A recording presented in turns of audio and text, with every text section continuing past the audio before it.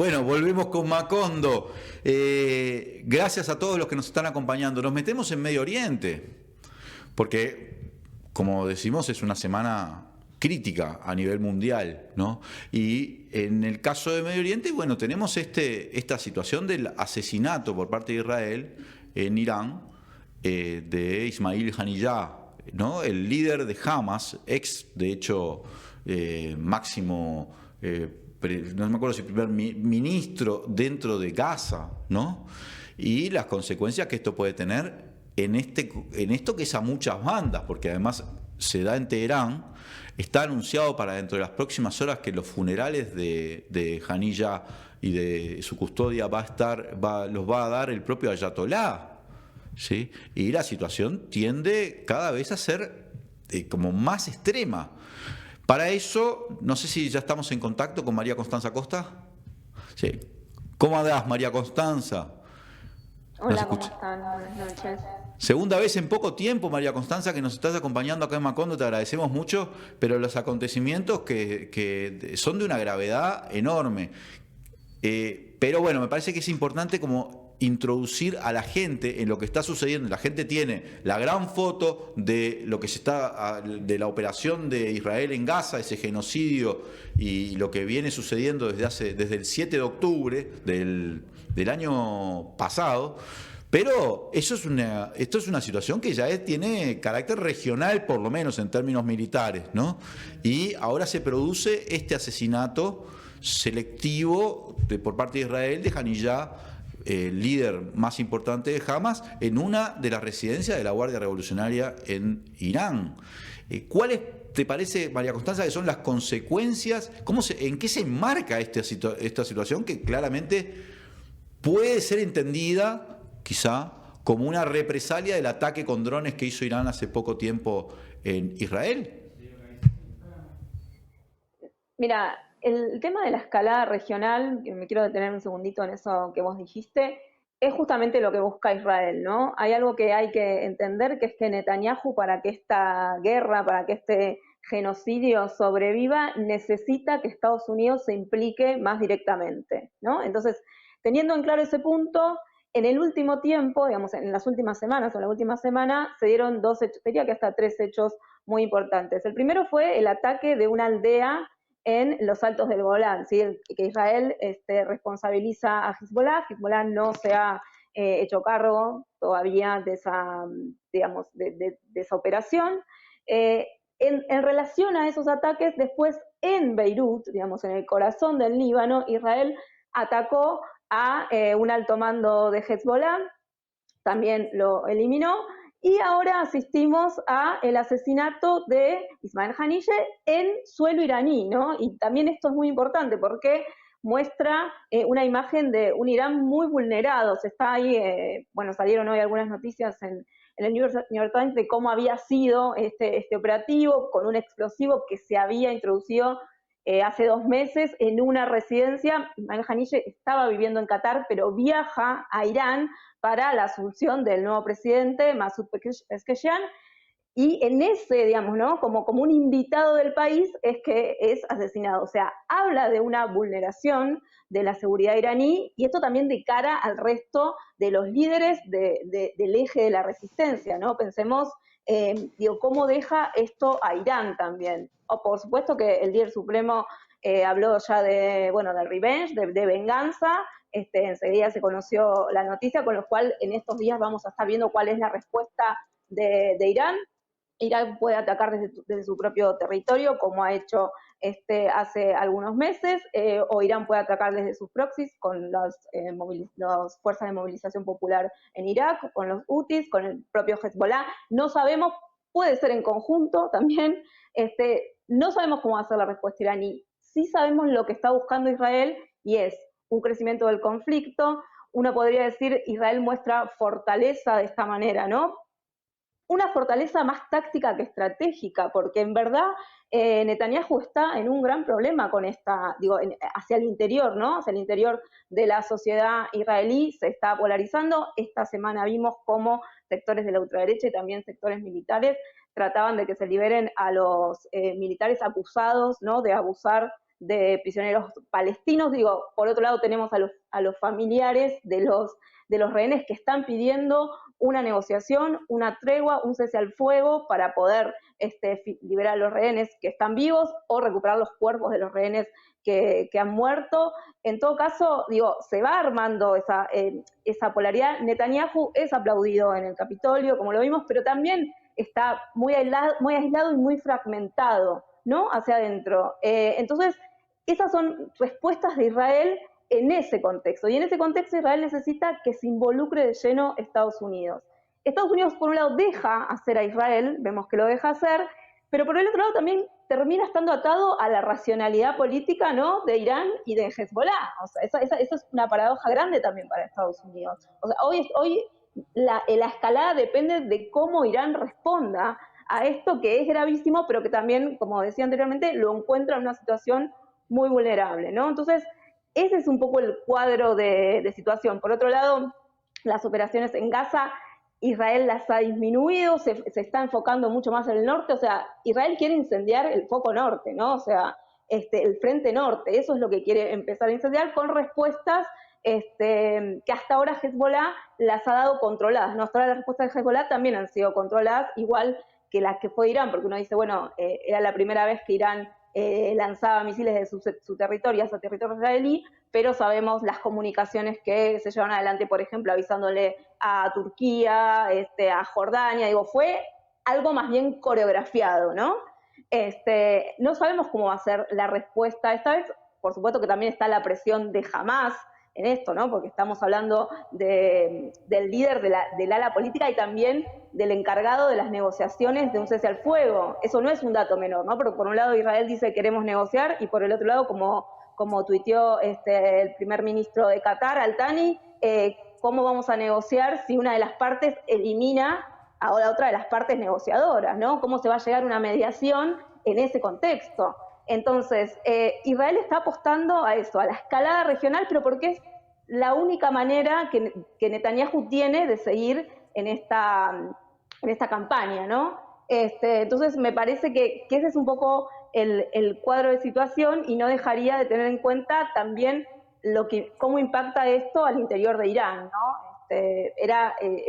Fue un primer día, digamos, del presidente reformista en el poder bastante convulsionado. Entonces, son muchos factores los que se van acumulando. María Constanza, muchísimas gracias por estar aquí, siempre un placer contar contigo.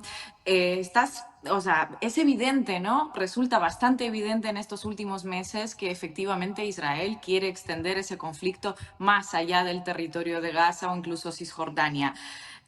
No estamos hablando solo del asesinato de Hania, también Shukr, ¿no? Uno de los líderes de Hezbollah. Hezbollah, a su vez, también está amenazando con una respuesta que Israel se merece en breve. La pregunta que surge aquí es que, a la vez que quiere extender ese conflicto, parece bastante incapaz de tener dos frentes abiertos. Y en este sentido, quería preguntarte tu opinión acerca de esa visita que ha hecho Netanyahu a Estados Unidos.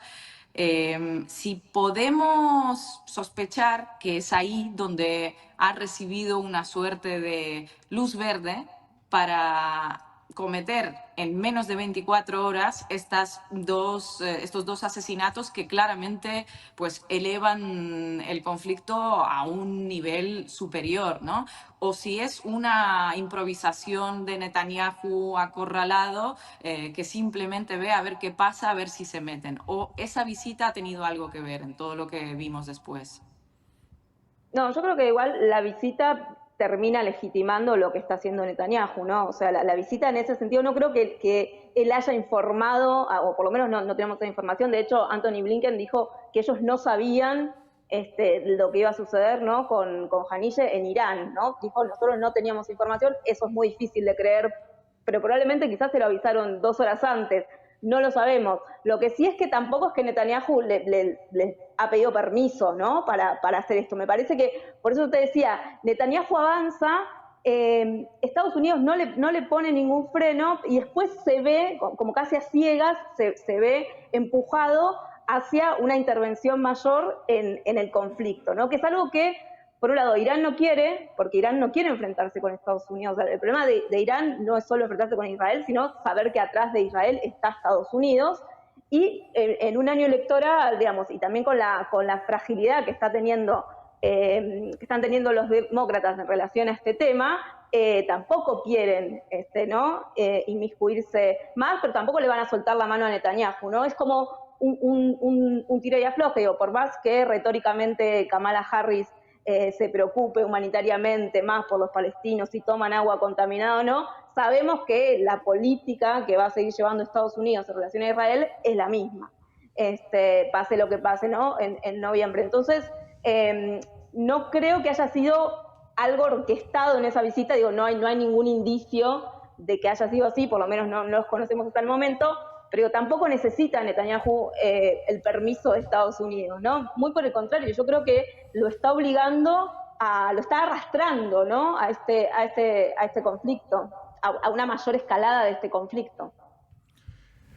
María Constanza, las consecuencias del último pronunciamiento de la ICJ, ¿no? de la Corte Internacional de Justicia, en relación con que Israel tiene que abandonar los territorios ocupados. Es muy dura el pronunciamiento de la Corte Internacional de Justicia, a pesar de que está claro que se ignora olímpicamente. Pero ¿tiene algún tipo de consecuencia política a gran escala? No sé, no digo en Netanyahu, pero por lo menos en su grupo de respaldo, que son los Estados Unidos y una parte de Europa, ¿verdad? Bueno, Europa es como un silencio cómplice, ¿no? O sea, yo creo que ahí Europa se esperaba que con el accionar de la Corte Penal Internacional o de la Corte Internacional de Justicia, Europa presionara un poco más, pero salvo algunas voces más disonantes, como puede haber sido la de España en su momento, el resto acompaña la política de Israel y acompaña la política que tiene Estados Unidos para con Israel, ¿no? El tema es que sin detener la entrega de armas o sin detener o sin sancionar a Israel de alguna manera, es muy difícil que se cumplan esas resoluciones. No es una cuestión de buena voluntad, tiene que ser una cuestión primero de voluntad política y después de fuerza, ¿no? El otro día yo también miraba como Erdogan en su retórica también endurecía, decía, bueno, así como entramos en Libia, así como entramos en otros conflictos, vamos a entrar en Israel. Y eso Erdogan suele, ¿no? Desde que empezó el conflicto, incluso antes, suele tener una retórica muy fuerte, pero todos los que seguimos la región y seguimos el conflicto sabemos que eso no va a pasar a mayores. Erdogan no necesita ir a invadir Israel, con cortarle el suministro de petróleo que pasa por Turquía hacia Israel, que viene de Azerbaiyán, ya está. O sea, no necesita tampoco ir con drones a atacar a Israel. Lo que quiero decir es lo mismo la Liga Árabe, ¿no? Que siempre está sacando comunicados muy rimbombantes, pero lo cierto es que ninguno de los países de la región tiene la capacidad militar para enfrentarse a Israel, salvo Turquía, habría que ver. Y todo se termina quedando ahí, ¿no? Como en una cosa retórica muy fuerte, muy dura, porque de verdad Erdogan es muy duro cuando califica, le ha dicho genocida, Netanyahu, en eso no ahorra palabras, pero es algo más de cara a su electorado más interno, ¿no? O sea, en Turquía es muy fuerte la causa palestina, tanto de los sectores islámicos como los sectores laicos, digo, es algo que atraviesa a toda la sociedad. Digo eso por poner un ejemplo de cómo a veces la retórica se enciende, pero después en la realidad nadie está yendo a pelear una guerra por los palestinos, ¿no? Esto es lo que quiero decir.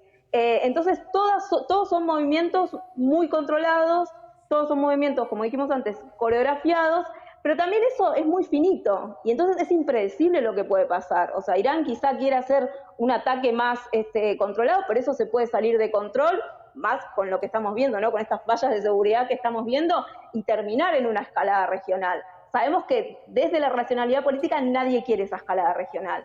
Ahora no sabemos lo que puede llegar a suceder, ¿no? Israel en ese sentido también juega con fuego porque eso puede descontrolarse dentro de la región.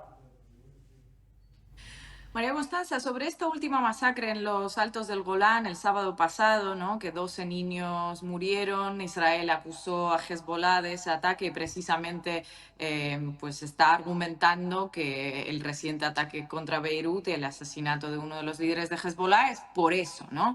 Hezbollah ha negado su responsabilidad y ha habido informaciones que insinúan que en realidad podría tratarse de una falsa bandera en ese deseo de Israel por extender el conflicto. ¿Qué informaciones fiables se manejan alrededor de todo lo que ha pasado allí? Es como muy confuso, ¿no? También porque Israel hacía bastante que venía buscando una excusa para volver a atacar en Beirut. Ya lo había hecho, eliminando a uno de los líderes de Hamas, pero atacó directamente al Hezbollah, ¿no? Y también hay que entender que el Líbano, como digo, el gobierno del Líbano, no solo Hezbollah, que controla el sur del Líbano, no quiere que el conflicto se extienda a todo el Líbano. El Líbano no puede en este momento, o sea, es un país quebrado económicamente, es un país que casi camina hacia estado fallido, no puede entrar en un conflicto a gran escala, ¿no? Entonces, le ha pedido el gobierno del Líbano a los mediadores que Israel no avance o no siga avanzando sobre el territorio libanés. Y lo cierto es que Hezbollah lo que quiere es, por supuesto, controlar la frontera sur, no, o sea, la frontera norte de Israel, frontera sur del Líbano. Pero todo el tiempo Israel, o sea, no sería tan descabellado pensar que Israel está buscando, ¿no? O está mismo provocando situaciones para entrar de lleno para que Hezbollah tenga respuestas mucho más a mayor escala, ¿no? Es posible esa hipótesis, de verdad, no se sabe todavía con información fehaciente. Y una cosa que no quiero tampoco dejar de mencionar es que también un dron israelí esta semana le voló la cabeza a un periodista de Al Jazeera. Lo digo porque, esto también es una guerra de información, ¿no? O sea, Israel no deja entrar a la prensa internacional, no ha dejado entrar a la prensa internacional en todo el conflicto. Lo que sabemos, lo sabemos por el enorme trabajo que hacen los periodistas palestinos, y la verdad que están sufriendo una masacre al igual que todo el pueblo palestino, pero no quiero dejar de mencionar porque como a veces desaparece, ¿no? Como de las noticias y parece que estuviera ahí como un foco de conflicto, pero Israel sigue atacando en la franja a todo aquel que quiera informar sobre lo que está sucediendo, ¿no? Y también la cuestión humanitaria, la aparición de la poliomielitis, o sea, como todo un cuadro, digamos, que quizás a veces hablamos menos de eso, nos enfocamos más en lo militar, pero estamos frente a, el mundo, antes Leandro preguntaba qué posibilidades tiene, ¿no? la Corte Internacional de hacer cumplir las resoluciones. Estamos frente a la complejidad de Occidente frente a este genocidio, ¿no? No hay mucho análisis, mucho más análisis sobre eso. María Constanza, antes de que terminar, porque nos estamos quedando sin tiempo, pero me pareció muy pertinente que hicieras un repaso de esas situaciones que se están dando todavía en la Franja de Gaza, y sobre todo en el sur de la Franja de Gaza. O sea, se han atacado parte de los campamentos, refugiados, es medio que brutal, y ahora es verdad, apareció la polio, apareció... Pero un análisis capaz que podés hacernos del significado o de las consecuencias de este acuerdo aparentemente alcanzado entre diferentes facciones palestinas. Entiendo que Hamas, Al-Fatah, en fin, por lo menos para hablar de las principales, y qué significa además que se haya firmado en China. Me parece como un hecho significativo para Palestina, pero también geopolíticamente dice cosas, ¿no? Lo que pasa que me gustaría conocer tu análisis. Sí, de la mediación china en el conflicto se viene hablando hace bastante, ¿no? O sea, si era posible que China fuera un nuevo mediador, de alguna manera, no desplazando, pero corriendo un poco a Estados Unidos. Yo creo que no, porque Israel no hubiera aceptado, ¿no? esa mediación, pero sí es importante lo que se firmó, digamos, el entendimiento va y hablaba mucho también de lo que va a ser la reconstrucción de Gaza, ¿no? Que esto es algo que el día de hoy es casi utópico, te diría, pero es un acercamiento también, acercar posiciones pensando en darle una solución política al conflicto o demostrando que la solución al conflicto tiene que ser política, ¿no?